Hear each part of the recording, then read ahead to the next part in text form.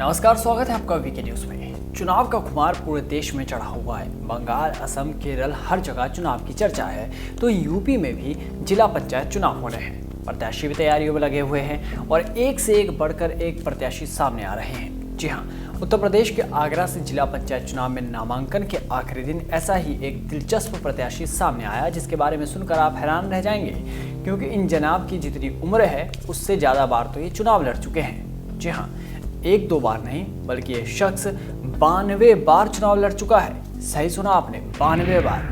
आप इस शख्स को देख लीजिए।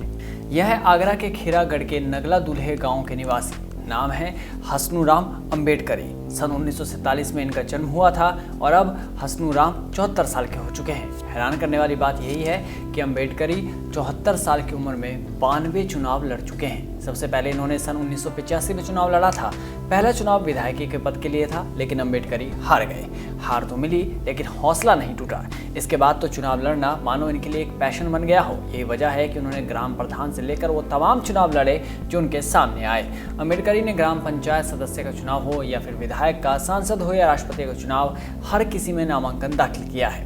एक न्यूज़ चैनल से बातचीत करते हुए हसनूराम ने कहा कि वो चुनाव जीतने के लिए नहीं, हारने के लिए लड़ते हैं। ये बात हैरान करने वाली लगती है, लेकिन हसनूराम के हौसले के बारे में आपकी क्या राय है, कमेंट बॉक्स में ज़रूर बताइएगा। खैर, आगे बढ़ते हैं। अम्बेडकरी इस बार जिला पंचायत के वार्ड 31 से सदस्य के रूप में चुनाव लड़ने के लिए मैदान में उतरे हैं। चुनाव के लिए उन्होंने अपना नामांकन दाखिल किया है। न्यूज़ चैनल से बातचीत करते हुए अम्बेडकरी ने अपने जीवन के बारे में छोटी सी झलक दी। उन्होंने कहा कि अगर जिंदा रहा तो 2022 का विधानसभा चुनाव भी लड़ लूंगा।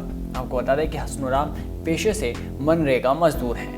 हसनूराम का कहना है कि वो जो भी पैसा कमाते हैं उसमें से आधा समाज सेवा पर खर्च कर देते हैं। हसनूराम के मुताबिक उनका उद्देश्य यही है कि वे चुनाव हारते रहे, जिससे लोगों के बीच में ही हमेशा रहें। हसनूराम ने मजाकी लहजे में कहा कि अगर वो चुनाव जीत गए तो लोगों को पहचान भी नहीं पाएंगे।